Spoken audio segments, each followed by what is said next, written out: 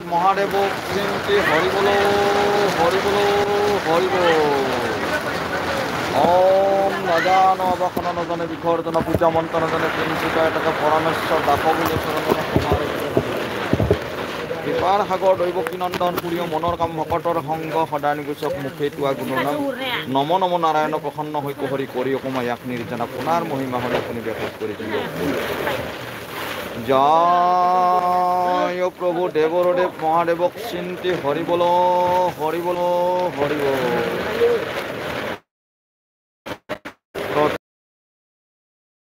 নমস্কাৰ কৰো হিৰ দিয়া শৰণত যাৰ উপদেশে জ্ঞান প্ৰকাশে ঘোষকয় বিদ্যা যত শুদ্ধ শতমতে কৃষ্ণত ভকতি পাদ পদ্মে নিষ্ঠা যাওঁ ছদ্ম ভেষ ধৰি মহাভাগৱত লোকক কৰা নিস্তাৰ কৃষ্ণৰ পাদ পদ্ম পানে ভক্তিভাৱে হৈ মত বাসুদেৱ বুদ্ধি সবাক দেখয় জ্ঞানৰ বুজিয়াত ও জ্ঞানৰ বুজিয়াত ও ৰাম জ্ঞানৰ বুজিয়াত ওম নাৰায়ণং নমস্কৃতং নৰস্যব নৰোত্তমং দেবীং সৰস্বতী ব্যাঘ্যানয় প্ৰণতি কৃপাৰ সাগৰ দৈৱকী নন্দন পুৰী মনৰ কাম ভকতৰ সংগ সদা নিগুচক মুখে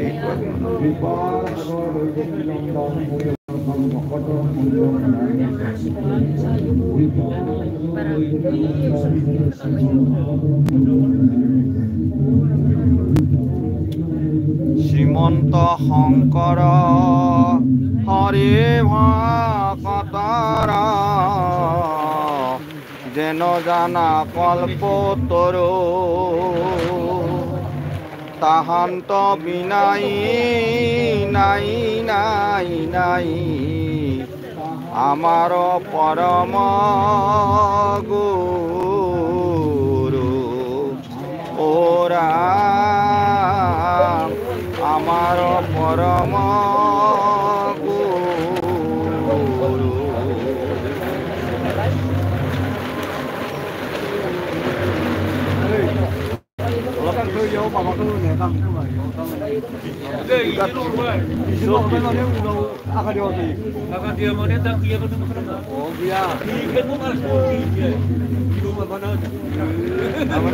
কথাটোৰ পাছতে যায় আমি প্ৰথম অধ্যায় চাম শিৱ ভক্তিৰ উৎকৰ্ষ নিৰূপণ শিৱক কেনেকৈ ভক্তি কৰা যায় কি কাৰণত শিৱ পূজা কৰা হ'ল সেই সম্পৰ্কে আমি আলোচনা কৰিম প্ৰভু শ্ৰী ৰামচন্দ্ৰই প্ৰথমতে শিৱ আৰু সেই মৰ্মেই আজি আমাৰ এই পূজাটো আমি চলি আছে আমাৰ ভগৱন্তই যেতিয়া ৰামচন্দ্ৰই যেতিয়া সেই বনবাসত গৈছিল তেওঁৰ যেতিয়া সীতাক হৰণ কৰিছিল ৰাৱণে সেই ৰাৱণে আছিল শিৱ ভক্ত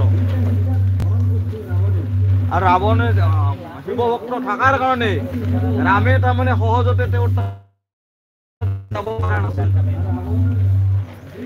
আৰু সেই মৰ্মেই অগস্ত্য মুনিয়ে তেওঁক তাৰমানে পৰামৰ্শ দিছিল যে আপুনি শিৱক আৰাধনা কৰা আৰু তেতিয়াহে শিৱই তাৰমানে সন্তুষ্ট হৈ সীতাক উদ্ধাৰৰ মানে উপায়টো পাব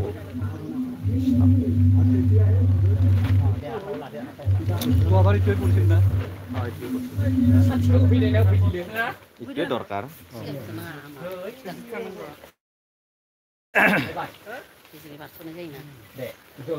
কৃষ্ণ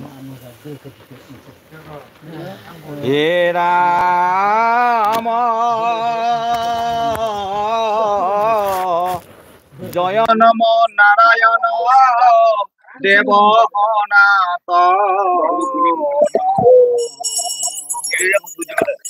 জয় নরোত্তম নর জয় জনার্দন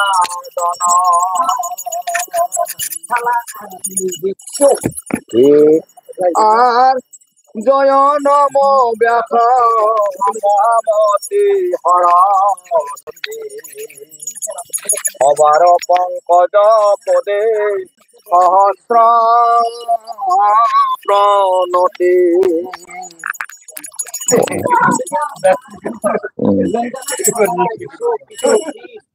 হে রাম নৈমিষ অরণ্য খ্যাত ভারত ভুবনে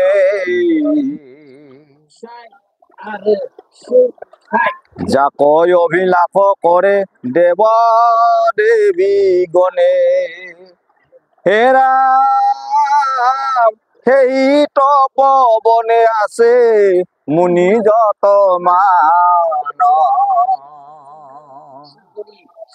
সত্রপাতি বকিলন্ত যথা যজ্ঞ স্থান পিছত আহে অলপ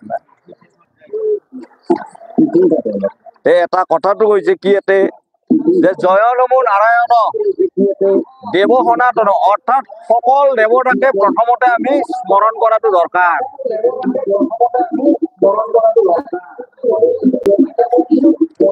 বেয়া হৈছে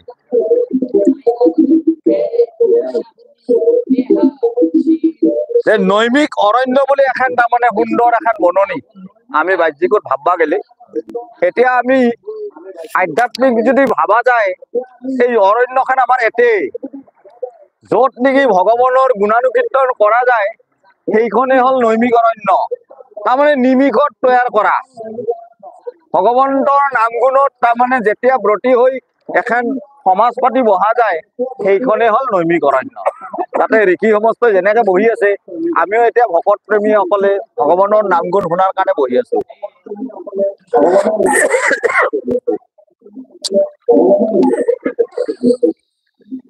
হে ৰাম তপ জব জাগ জগ আৰ্নিক চৰি চাৰি আশ্ৰমক সেৱা কৰে মন পুৰি হে ৰাম ধৰ্মইল তপইল ব্ৰহ্মচাৰী ব্ৰতে অহৰ নিশি কৰে চিন্তা যাৰ জ্ঞান মতে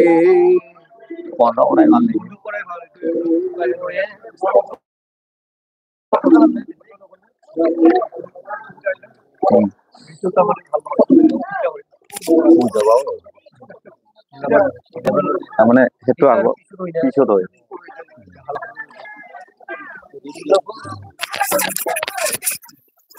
মানে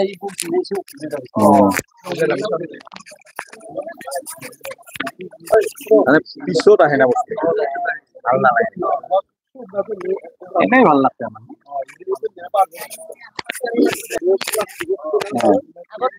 এইফালে মই পঢ়াত মানে অসুবিধা পায়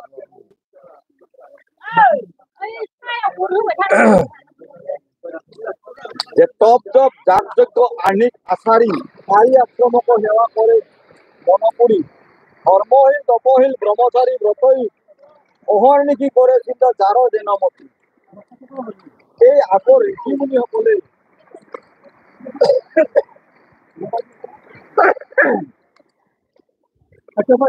আগৰ ঋষিমুনিসকলে তাৰমানে যাগ যজ্ঞ তপ জ্ঞান ধ্যান এইবিলাক কৰি কৰি তেওঁলোকে তাৰমানে খুব কষ্ট পাইছে কিন্তু আমাৰ কলিযুগত মানুহে অলপমান তাৰমানে ভগৱানৰ নামবোৰ যদি শ্ৰৱণ কৰি শ্ৰৱণ মানে শুনা শুনি যদি হৃদয়ত কীৰ্তন কৰে তেতিয়াই বোলে বহুত ফল পায়। সেই ধ্যান 100 বছৰ ধ্যান কৰি যিখিনি পাইছিল ফল সেই ফলৰ অলপমানতে আমি বহুখিনি পাওঁ। সেইকাৰণে আমাৰ এই 4 আশ্ৰমকো সেৱা কৰে মনোপুৰি অৰ্থাৎ মানুহৰ 4টা আশ্ৰম বাল্য যুৱা আৰু তাৰপিছত বাল্য যুৱা বৃদ্ধ আৰু সন্ন্যাস তাৰমানে একেবাৰে শেষ কালত আমি সন্ন্যাস এই 4টা আশ্ৰমৰ সকলো মানুহে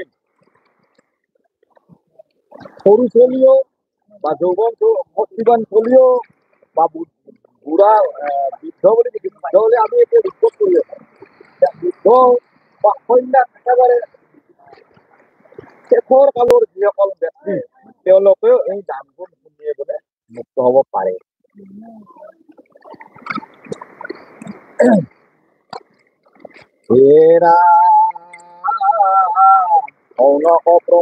মনি আছে যতমান পুত মুখে শুনে হবে পুরাণ আখ্যান এরাম কহিতে কহিতে হুট মহতত্ত্ব জ্ঞানী মুনি কহিলা শিব গীতার কাহিনী যে সৌনক প্ৰমুখ্যে মুনি যত যিমান আছে সনক সনন্দ সনাতন সনত কুমাৰ এই 4টা অৰ্থাৎ এই হল ব্ৰহ্মাৰ 4 পুত্ৰ। প্ৰথমতে তেওঁ এই ব্ৰহ্মাই 4টা পুত্ৰক তাৰমানে জন্ম কৈছিল যে পাহাত তুমি জন্ম লৈছা স্ৰজন কৰিছিল স্ৰজন কৰি কৈছিল যে এইটো বস্তুটো এটা কাম কৰক বাপু এইটো বস্তুটো ফিটিং কৰি লৈ পিছত লাগে পাৰবি এনে ৰেকৰ্ড কৰি কিন্তু এনেই ডাইৰেক্ট কি হৈ জানা না তাতে যায় সেইখিনি পিছত আহে না অলপমান অসুবিধা ইকো হয় আমাৰ ইকো হয় ঐ খুৰা ক'ত ঘূৰি আছা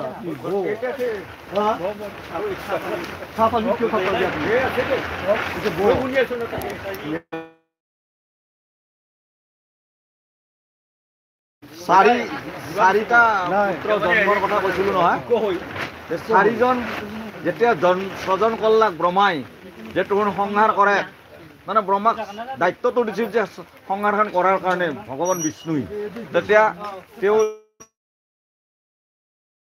জন্ম হোৱাৰ পিছত তেওঁ সন্তান নহ'লেতো আৰু সৃষ্টিকে নহয় না তেওঁ 4জন পুত্ৰ জন্ম দিলা সনক খণ্ড সনাতন সনত কুমাৰ এই 4জনক তেওঁলোকক যেতিয়া জন্ম দিলা তেওঁলোকে কৈছে যে আমিতো বাপা আমি সংহাৰ কৰিব পাৰিব নাই আমি কি কৰিম আমি ভগৱানক চিন্তা কৰিম আমি ভগৱানক কেনেকুৱা বস্তু তাক আমি জানবাৰহে চেষ্টা কৰিম যে আমি সংহাৰ কৰিব নোৱাৰোঁ। তেতিয়া ব্ৰহ্মাই চিন্তা কৰলা খাওঁ ইয়াক বহুত জন্ম দি একো কামত নাহিলে সংহাৰে যদি নকৰে তাৰপিছত এই মনুক দিলা এই মনুৰ পৰাহে আমি লাহে লাহেকে আমি এই সংহাৰৰ সকলোবিলাক আমি জন্ম লাভ কৰিম। এই 4জন মহৎ পণ্ডিত তেওঁলোকে মহৎ পুৰুষ বুলি কয় সনক সনন্দ সনাতন সনত কুমাৰ 4 সিদ্ধ বুলিও কোৱা যায় তেওঁলোকে পৰম ভক্ত ভগৱানৰ। সেইকাৰণে এই সৌনক প্ৰমুখ্যে মুনি আছে যত মানে এই যিখন নৈমিক অৰণ্যত তেওঁলোকে আছিল তাতে তেওঁলোক 4জনো আছিল। এই তাতে তাৰমানে আলোচনা হল যে কহিতে কহিতে হুতে তাৰমানে কথাবিলাক কৈ আছে ভাগৱতৰ কথাবিলাক কৈ আছে কৈ থাকাতে এই শিৱ গীতাখনৰ কথা আহি পৰলাক যে শিৱই এনে ঘটনা এটা কৰিছিল বা এনেকুৱা তেওঁৰ মাহাত্য এই তেতিয়া তাৰ পিছতে এতিয়া কি হয় আমাক ক'ব এতিয়া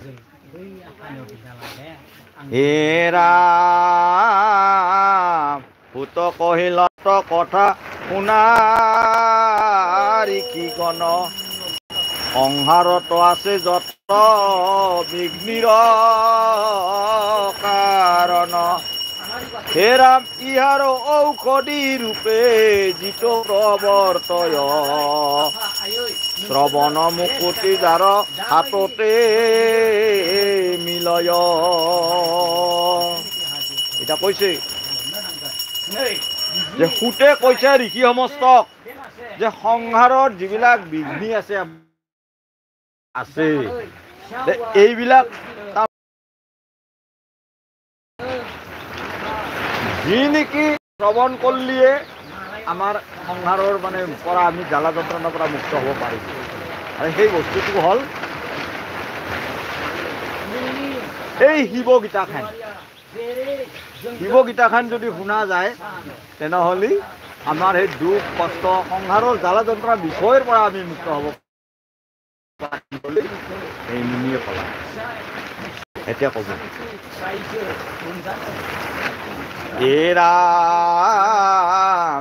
হে শিৱগীতাই আমি কীৰ্তন কৰিব, তুমিও তৰিবা লগে আমিও তৰিব। ৰাম নিগদতি সুত শুনা অহে মুনি গণ, কৰ্মযজ্ঞ যত আছে হবে বিৰম্বন। যেতিয়া গীতাখন যদি কোৱা যায় তেতিয়াহ'লে শুনাসকলো মুক্ত হ'ব আৰু যিজনে ক'ব তেওঁও মুক্ত হ'ব। এতিয়া ইমান ধুনীয়া কথা কৈছে আমাক, এতিয়া আমি পঢ়ি আছোঁ, আমাৰো লাভ হৈছে আপোনালোকৰো লাভ হৈছে। সংসাৰৰ যি দুখ যন্ত্ৰণাৰ পৰা, সংসাৰৰ এই বিষয়ৰ যন্ত্ৰণাৰ পৰা আমি সকলোৱে মুক্ত হ'ব পাৰিম বুলি কৈছে। ৰাম তপ জপ স্নান দান যত কৰ্ম কহি তো নিমিলে মুক্তি জানিবা নিশ্চয়।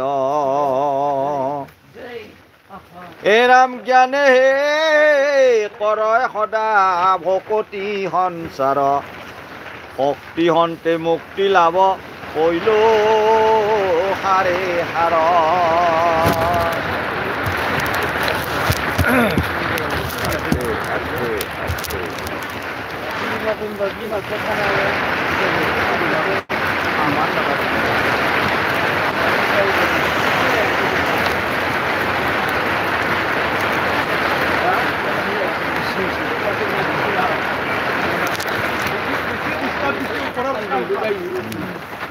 কথাটো ইমান ডিষ্টাৰ্ব দিয়া নাই,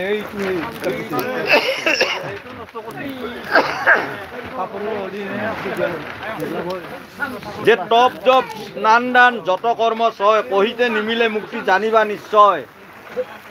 আজিকালি তপ কৰা দিন নাই, জপ কৰা দিন নাই, এইবিলাক চব মিছা। আমি এতে গোটেই দিনটো তপ কৰি থাকিলেও ধ্যান কৰি থাকিলেও আমি ফল নাপাম। ক'ত পাম? ভগৱানৰ নাম গুণ য'ত শুনা যায়, য'ত নেকি আলোচনা কৰা যায়, সেই জাগাতহে আমাৰ তাৰমানে ফল হৈ গ'ল। কিন্তু এনে আমি তপ জপ কৰি কাম কৰিলে কোনো ফল নাহে বুলি কৈছে। যে ভক্তি হন্তে মুক্তি লাভ কৈল হাৰে হাৰ। শক্তি যদি নাথাকে ভগৱানৰ প্ৰতি তেতিয়াহ'লে এই তপ জপ কৰি আমাৰ কোনো কাম নাই। একো নাই, যদি বিশ্বাসেই নাই তেওঁৰ প্ৰতি নাই, মুখেদি যদি আমি কলি হ'ব নেকি? আচল বিশ্বাসটো থাকিব। মানুহৰ আদি মূল ৰাম জ্ঞান ভক্তি দুহ জানা ও মুকুতি নিদান। ৰাম শ্ৰীৰামৰ আগে কৈলা শিৱ ভগৱান।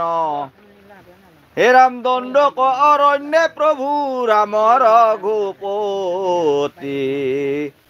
জানকী হৰণ হকে মহিলা মৰ্ম ঘাটি। যেতিয়া ভগৱন্ত ৰামৰ এই সীতাহৰণ হৈছিল তেতিয়াতো কান্দি কাটি অস্থিৰ হৈছিল। লক্ষ্মণক কৈছিল যে লক্ষ্মণ ভাই মই তই ঘৰত যা, মই এতিয়া মানে ইয়াতে মৰিম আৰু আত্মত্যাগ কৰিম। তাৰমানে অস্থিৰ।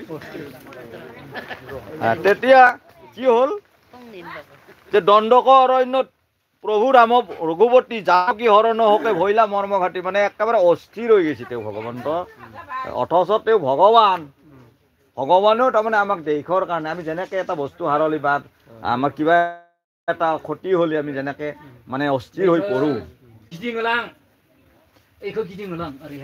এৰা সেই সময়ত আখি অগস্ত অধিমান শ্ৰীৰামক উপদেশ দিলা বহুমান হে ৰাম মুনিৰ প্ৰসাদে শংকৰৰ দৰ্শন লভিলা আপুনি চা কি সুন্দৰ কথা কৈছিল ৰামে যেতিয়া অস্থিৰ হৈছিল তেওঁ সেই সময়তে অগস্ত বুলি এজন মুনি আহিছিল সেই মুনিজনে আহি ৰামক পৰামৰ্শ দিছিল এটা কথা প্ৰভু ৰাম তুমিতো ভগৱানে তুমি এনেকুৱা অস্থিৰ হৈ দেশলি সমাজখন কেনেকৈ ক'বা সংসাৰখন কেনেকৈ চলিব গতিকে আপুনি এটা কাম কৰক যে তুমি হেৰি কৰক শিৱক আৰাধনা কৰা শিৱক আৰাধনা কৰিলে তেওঁৰ পৰামৰ্শতে আপোনাৰ সফল হ'ব কাম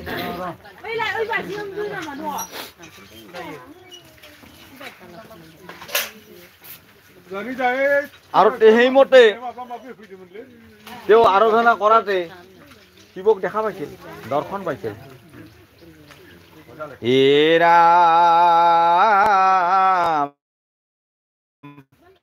শংকৰৰ মুখে ব্যক্ত তাকে শিৱ গীতা বুলি লয়ক প্ৰমাণ হে ৰাম অতি গোপনী তত্ত্ব শাস্ত্ৰ মধ্যে সাৰ শ্ৰৱণ মাত্ৰকে হৈ পুৰুষ উদ্ধাৰ এটা কৈছে যিখন কি বোলে ৰাম আৰু কি বোলে মহাদেৱৰ যি বাৰ্তালাপ মহাদেৱক যেতিয়া দৰ্শন পালা দৰ্শন পাই যিখিনি আলোচনা হ'ল ৰামে সেই আলোচনাখিনিয়ে হ'ল আমাৰ এই শিৱগীতা এইটো সহজ নহয় মহাদেৱৰ মুখৰ বাক্য বুলি কৈছে সেইকাৰণে আমি ইয়াক মানে সহজভাৱে লৈ যদি ইয়াক অৱহেলা কৰোঁ আমাৰ নানানটা ক্ষতি হ'ব পাৰে সেইকাৰণে ভগৱান বুলি বিশ্বাসটো থাকিব লাগিব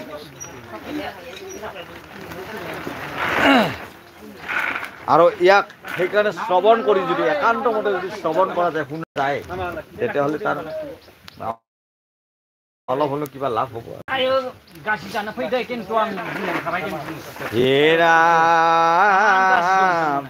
হে শিৱ গীতা শাস্ত্ৰ কাৰ্তিকত হন্তে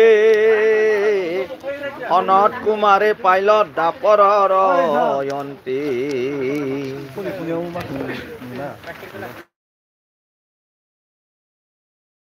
হে ৰাম সনত কুমাৰ মুনিয়া তৰে ব্যাসক কহিলা গীতা লোক উপকাৰে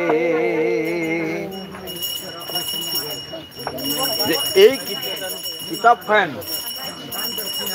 কাৰ্তিকে পাইছিল মহাদেৱৰ পুত্ৰ কাৰ্তিকে তাৰমানে পাইছিল এই মানে কথাখিনি পাই তেওঁ লিখি কাক দিছে সনত কুমাৰক দিছিল এই সনত কুমাৰে আৰু ব্যাস মুনিক দিছে ব্যাস মুনি আৰু এনেকৈ লিখি আমাৰ মাজত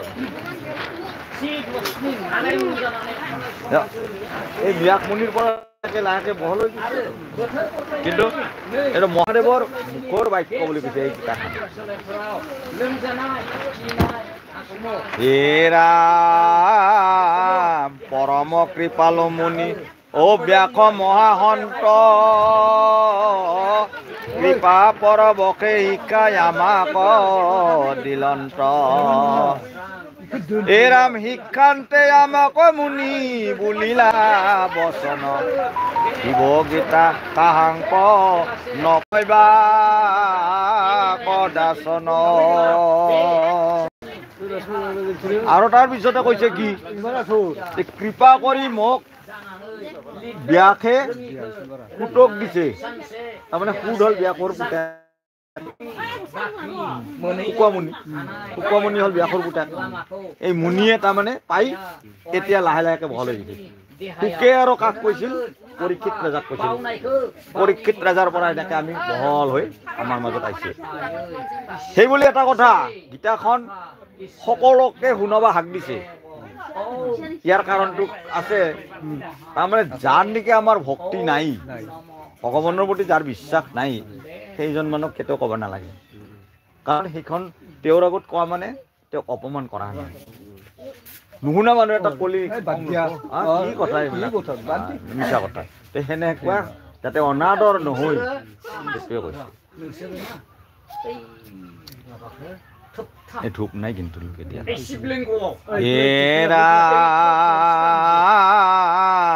আতেহে হৈবন্ত ৰুষ্ট দেৱতা মণ্ডলে জানিয়াংক নকহিবা কাকো জ্ঞানশালী এ শুনি আমি পুছিলো ইহার কারণ আমাকো কহিলা মুনি স্বরূপ বচন এটা কৈছে যে কি কাৰণত কবা নালগে এটোও কৈছে যে জানিয়াংক নকহিবা কাকো জ্ঞানশালী অৰ্থাৎ জ্ঞানীবিলাকে যাকে তাকে নকয় নুশুনা মানুহ এটা কলি কি হ'ব নেকি না এতিয়া ধৰচোন উদাহৰণ এটা কাৰোবাৰ খাই দি টং হৈ আহিছে তাক এইবিলাক কলি কামত আহিব নেকি নাই বা হয়তো তাৰ এই কাণেই এইবিলাক কাণেই নাপাতে কোনোদিন আলোচনাই নকৰে গতিকে তাক কৈ কি লাভ আছে এই এনেকুৱা কৈছে আৰু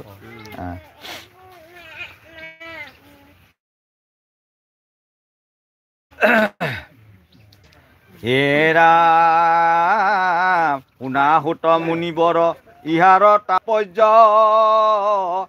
যাগ যজ্ঞ সম বলি আছে যত কাৰ্য এ আতেহে বাৰয় প্ৰীতি দেৱতা খবৰ সম বলি নাখে ক্ৰদ বাৰয় বিস্তৰ আৰু এক শ্ৰেণী মানুহ আছে তেওঁলোকে হোম যজ্ঞ বলি বিধান এইবিলাকত ৰাজা কৰে তেওঁলোকৰো এইবিলাকৰ প্ৰতি তাৰমানে ক'বা নালাগে এই কথা কাৰণ তেওঁলোকৰ এইবিলাকৰ প্ৰতি মতি নাই তেওঁলোকে ভাবে আমি হোম যজ্ঞ কৰিছোঁ গতিকে আমি ইমান ফল পাম আৰু এই ভাগৱত শুনিলে জানো গীতাখন শুনিলে আমি কি লাভ হ'ব মিছা কথা তেওঁলোকৰ এটা বিশ্বাস নাই গতিকে সেইজনকো ক'বা নালাগে বুলি কৈছে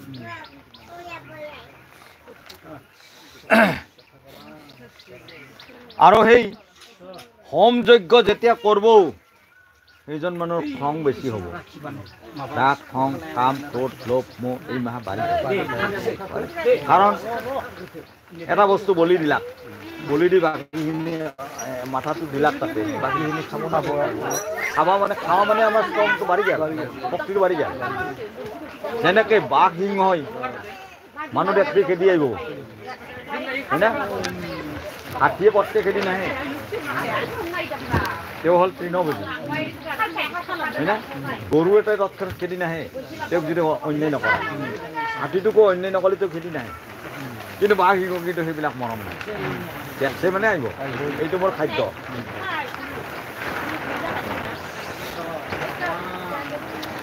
এৰা তাতেহে মিলিব বিঘ্নি সমস্ত জগতে হেন জানি গীতা নকহিবা জৈতে তৈতে হে ৰাম শিৱ ভক্তি আচৰণ দুষ্কৰ ব্যৱস্থা শম্ভু কৃপা বেটিৰ একে নাহিকে অন্যথা অৰ্থাৎ তেওঁ যদি দয়া নকৰে আমি যিমান উন্নতি কৰিলেও আমাৰ নাথকে যিমান পৰিশ্ৰম কৰিলেও নাথকে ভগৱান যদি আমাৰ প্ৰতি সুস্থ নাথকে তেতিয়াহ'লে আমি কিমান পৰিশ্ৰম কৰিছোঁ দিনে ৰাতি হয় না তথাপিতো আছে না আমাৰ নাথকে যে এক অংশ আমি ধৰক 100 টাকা ইনকাম কৰিলোঁ তাৰে এক অংশ তাৰমানে ভগৱানৰ অৰ্থে কৰ্ম তাক যদি খৰচ নকৰে যাতে সেইজনক কেতিয়াও নাটে বুলি কৈছে।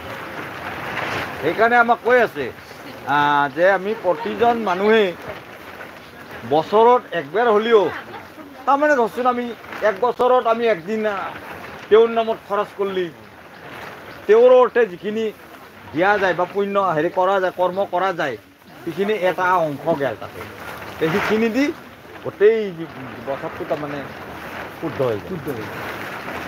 সেইকাৰণে বছৰত একবাৰ হ'লেও তেওঁৰ অৰ্থে কাম এটা কৰিব লাগে। অৰ্থাৎ 1 টকা খৰচ কৰা হ'ল 100 টকাত। আৰু তেতিয়াহে শিৱ ভক্তি আচৰণ, শিৱ ভক্তি আচৰণ মানে আৰু দুষ্কৰ বুলি কৈছে। তেওঁক আৰাধনা কৰা ইমান সহজ নহয়, আমি গোটেই ফালেদি শুদ্ধ হ'ব লাগিব। আহাৰ নিহাৰ বিচাৰ সকলোখিনি বস্তুৱে একান্ত হ'ব লাগিব।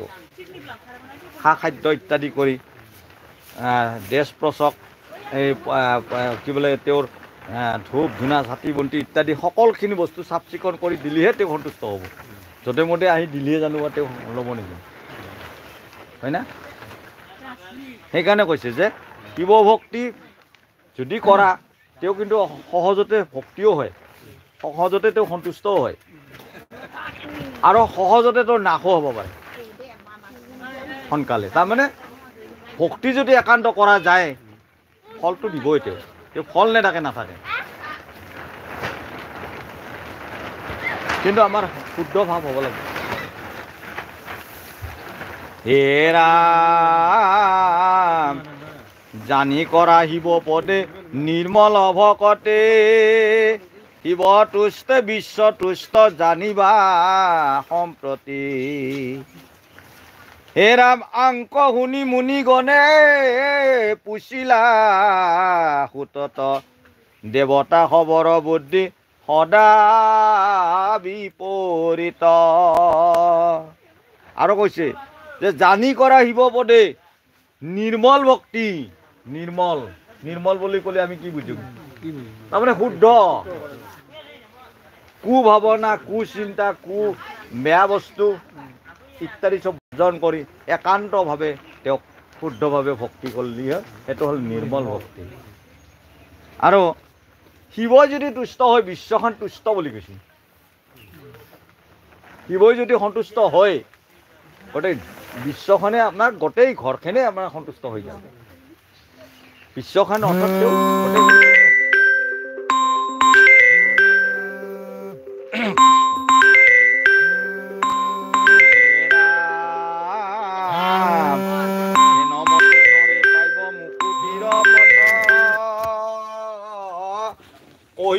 কথা মণিপুৰ মনৰথ। এই কোৱা যায় মানুহে, তেতিয়া নিগদতি সুতে ক'ব যে শুনে মুনিগণ, ইয়াৰ উত্তৰ আছে অমৃত। যিটো তেওঁৰ কথা অমৃতৰ দৰে, ভগৱানৰ কথাবিলাক অমৃতৰ দৰে, যায় নেকি তাক শুনি আপ্লুত হয়, প্ৰেম আহে, সেয়াতকৈ আৰু বেলেগ বস্তু নাই। গতিকে মই কৈ আছোঁ, মুনিয়ে কৈছে আৰু তেনেকৈ ক'ব এতিয়া। হে ৰাম শত কৌটি জনমৰ কৰমৰ ফলে, অনুৰাগ বাৰে শিৱৰ চৰণে। হে ৰাম বিষয়ত থাকি নৰে জিত কাৰ্য কৰে, শিৱ পদে অৰ্পি যদি আত্মা সহকাৰে। এইটো কি? আত্মা সহকাৰে তেওঁৰ ওচৰত মানে শৰণাগত হ'ব লাগিব। এনে ধৰক সেৱাটো কালিলে তেওঁ সন্তুষ্ট নহয়, হয়নে নহয়? তাৰমানে গোটেইখিনি বস্তু তেওঁৰে বুলি ভাবিব লাগিব যে প্ৰভু সকলো বস্তুটো আপোনাৰে, আমি মাত্ৰ নিমিত্তহে। ঘৰ সংসাৰ ইত্যাদি যিমান দিছে এইবিলাক ভগৱানৰ, আমি জানো কিবা কৰিব পাৰিছোঁ? হয়নে নহয়? আমি আমাৰ একো হাত নাই। প্ৰভু ভগৱন্ত তেওঁ যদি নেদে আমাৰ ক্ষমতা নাই, যে তেওঁৰ কাৰণে সমৰ্পণ কৰিব দিছে। এ ৰাম ধনজন পুত্ৰ ভাজ্যা যত জ্ঞাতিগণ, শিৱৰ চৰণ পদ্মে অৰ্পে সৰ্বক্ষণ।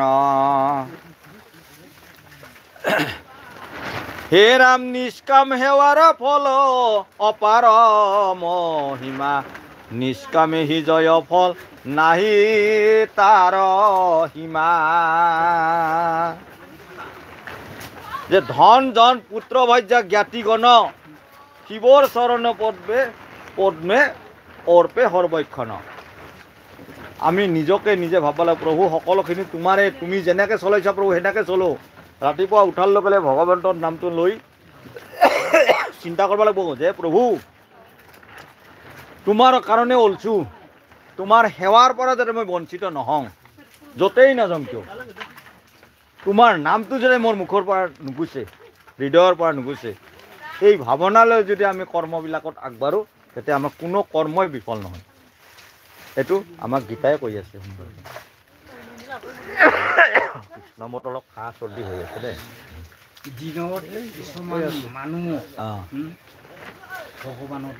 নাই নাই একবাৰ নাই, কিন্তু এইটোৱে আমাৰ ভুল। ৰাস্তা ঘাটে ভগৱানে বোলাতে তেতিয়াহে ভগৱান, এইহে ভগৱান বুলি বিচাৰ কৰে। তাৰমানে দুখ পালিহে, ভগৱানক দুখ পালিহে আমি তেওঁৰ নাম লওঁ, দুখ নাপালে আমাৰ সুখে সুখ। ইয়াৰ কাৰণে 24 ঘণ্টা ভগৱান তেওঁতো অনবৰত চলি আছে। অনাব্ৰত আৰু কৈছে আমাক যে নিষ্কাম সিজয় ফল নাহি তাৰ সীমা। অৰ্থাৎ আমি এই উদাহৰণ এটা দিছোঁ, এই যে ধৰ ঠগী পাত দিছোঁ আমি যে মোৰ ঘৰখন ভাল কৰাক প্ৰভু, মোৰ চলি কলিকতা ভাল কৰাক, মোৰ বুলিহে কৈ আছোঁ দেই, কিন্তু আমাৰ বুলি নকওঁ কেতিয়াও, হয় না?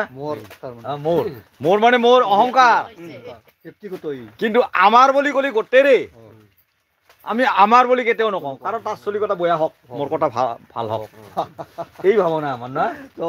এইটো হৈছে অহংকাৰ, এইটো অহংকাৰ। গতিকে নিষ্কাম হ'ব লাগিলি প্ৰভু আমাক যেন সকলোকে ভালে ৰাখা, এইটো হ'ব লাগিব। সকলোৱে যাতে একেই ধৰণে তোমাক চিন্তা কৰে, এই কামনাটোক আমি নকৰোঁ, কিন্তু আচলতে সেইটোৱে কৰিব লাগে। ইমান সুন্দৰ সুন্দৰকৈ আমাক কৈছে, আমি নিজৰ বাহিৰে আনক চিনি নাপোৱা হৈছে এতিয়া, হয় না? প্ৰভু দে মই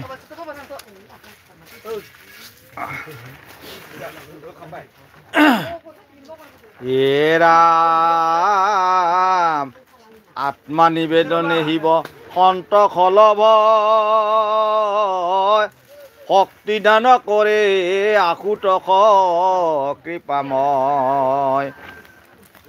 হে ৰাম এই ফলে নৰগণে শিৱৰ প্ৰসাদ লবি নাখে দেৱতাৰ সমস্ত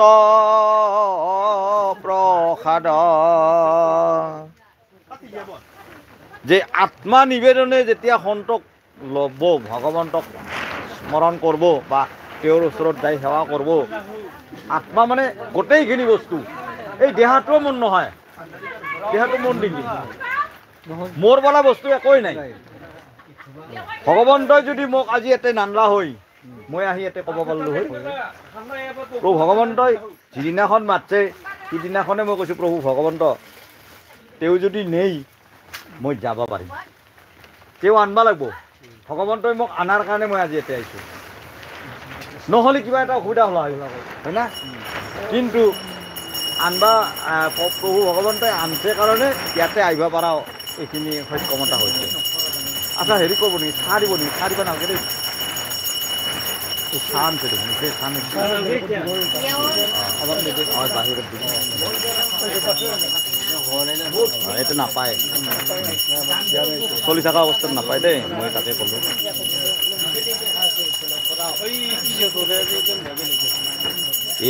ৰাম যত বিঘ্ন দেৱতাৰ কবে নাশ শিৱ তুষ্ট বিশ্ব তুষ্ট জানিবা নিশ্চয়। হে ৰাম শিৱৰ প্ৰসাদে লোক বিপদ নিস্তাৰি এলা ৰঙে বঞ্চে দেৱ বিঘ্ন সংহাৰী।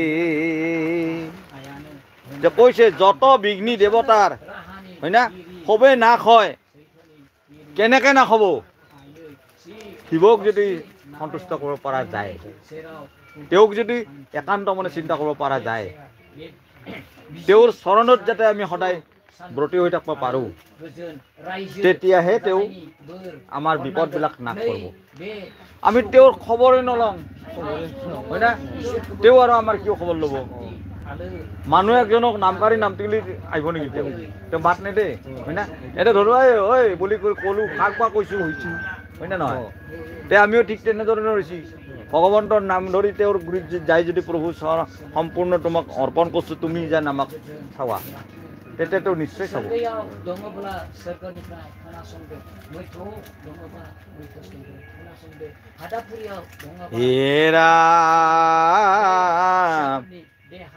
যিহেতু মনুষ্য বিৰত কৰি মন শিৱৰ চৰণ চিন্তি থাকে সৰ্বক্ষণ হে ৰাম কৃপাজনিত বিঘ্ন যদি কব মিলে তাক নগণন্ত নৰে শিৱ ভক্তি বলে অৰ্থাৎ আমাৰ পাপ সদায় হৈ থাকে আমাৰ পঞ্চপাপ বুলি পঞ্চপাপ এটা আছে কি পাঁচটা পাপ প্ৰতিদিনে আমাৰ গাত লাগি থাকে যেনে ধৰক আমি সেই ধান বান্ধাতে বা সেই মছলা বটাতে বাৰ্ণিতে থোৱাতে পানী ঘটিটো থোৱাতে এনেহেনকে আমাৰ পাঁচটা পঞ্চশুনা পাপ সদায় চলি থাকে দিনটোত আমাৰ পাপ এটা পাঁচটা পাপ লাগি থাকে সেই পাঁচটা পাপৰ নিৰাময়টো আমি কিহেদি কৰিব লাগিব ভগৱন্তৰ নামেদি ভগৱন্তৰ নামটো যদি লোৱা যায় 5 বাৰ বেলেগ নহয় বেছি নহ'লেও 5 বাৰ যদি লোৱা যায় দিনটোৰ ভিতৰত তেতিয়াহ'লে পঞ্চশুনা পাপৰ পৰা আমি মুক্ত পাম আৰু নহ'লে আমাৰ এই পঞ্চশুনা পাপটো জমা হৈ এটা সময়ত যেতিয়া বেছি হ'ব তেতিয়া আমাৰ সেই কি হয় নানান ধৰণৰ বিপদ আহি দেখাই দিব এইটোতো জমা হৈয়ে আছে আমাক দেখা দিবই কাৰণ যেতিয়া বস্তা এটা ধান ভৰা যায় ভৰাতে বস্তাটো ফাটি যাব ঠিক তেনেকৈ আমাৰো তেনেকুৱা পাপ হোৱাতে ফাটি যাব এই ডালিমৰ নিচিনা ফাটি যাব পকাতে ফাটি যাব পকলি ফাটি যাব ঠিক এইটো পাপৰ কাৰণেই আমি 5 বাৰ যজ্ঞ কৰিব লাগে যজ্ঞ মানে কি এই হোম যজ্ঞ নহয় ভগৱানৰ নামেদি যজ্ঞ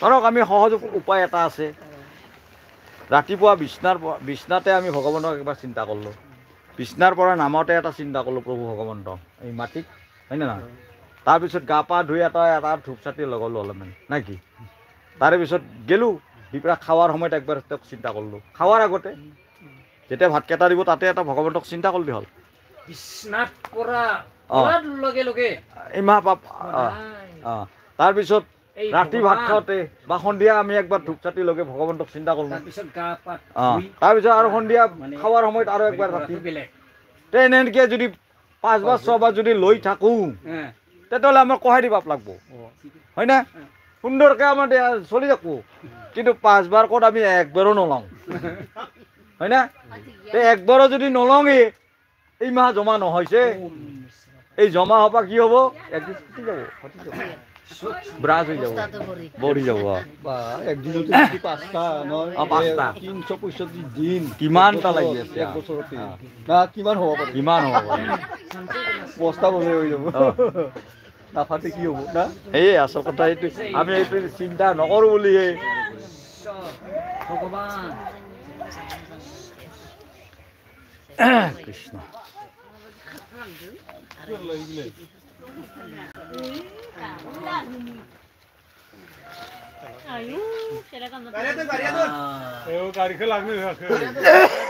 কৃষ্ণ দাম্ভিক অন্তৰ্য অনাচাৰী জিতজন মায়াবকে চিন্তে যদি শিৱৰ চৰণ হে ৰাম অজ্ঞানে বা উপহাসে যদি চিন্তা কৰে তথাপি সংসাৰ তৰি জান্ত হিত নৰে দাম্ভিক অহংকাৰ তাৰমানে যে মই ভগৱন্তক চিন্তা কৰিমেই, কাই কি কৰিব পাৰা, এই এটা অহংকাৰ মোৰ। কিন্তু অহংকাৰ কি, ভগৱন্তক চিন্তা কৰাটোৱেই। সেই বুলি মোৰ টকা পইচা আছে সেই এটা অহংকাৰ নহয়, সেইটো অহংকাৰত নহ'ব। তাৰমানে ভগৱন্তক মই চিন্তা কৰিমেই, তোৰ শুনে একো ক'ব নোৱাৰা।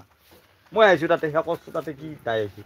বাহিৰা মানুহবিলাকে আমি ভাবোঁ যে সেই বাপুৱে বৰ ভক্ত দেশ হৈছে না, কিন্তু সেইটো নহয়। যাই যি কৈ থাকক, মই ভগৱন্তক চিন্তা কৰিম। এইটোত তাৰমানে তেওঁৰ এটা লাভ হয়। আৰু কৈছে কি, অনাচাৰী, মই বেয়া কাম কৰিছোঁ আগতে নাজনি নুশুনি, হয় না। এতিয়া মই জানছোঁ ভগৱন্তক চিন্তা কৰিব পৰা এটা মই উপায়টো পাইছোঁ, গতিকে মই এতিয়া কৰিম। মই আগতে নানানটা কৰিছোঁ ভুলতে, হয় নে নহয়। তাৰ শুধৰণি অৰ্থে মই ভগৱন্তক এতিয়া যা দিন কটা যাতে ভালকৈ কৰি যাব পাৰোঁ, সেইটোত তোৰ লাভ আছে। তাৰমানে তোৰ যিখিনি বেয়া কৰি আহিছিলি, সেই বেয়াখিনি লাহে লাহে লাহে লাহে লাহে ক্ষয় যাব।